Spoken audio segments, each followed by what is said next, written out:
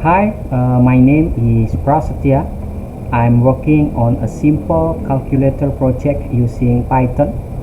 This project lets users do basic math like addition, subtraction, multiplication, and division.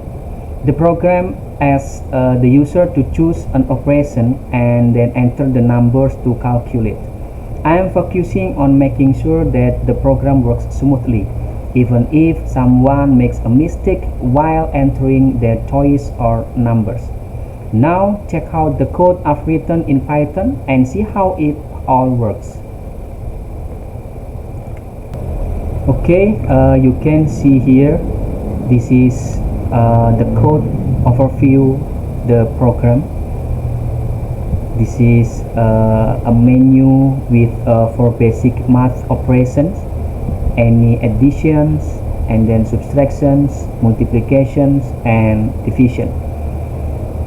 This is takes user input for the chosen operations and two numbers, and then I use if else statement to perform the selected operation. Okay, now I will run this program. You can see that in terminal we have choice number 1, 2, 3, and 4.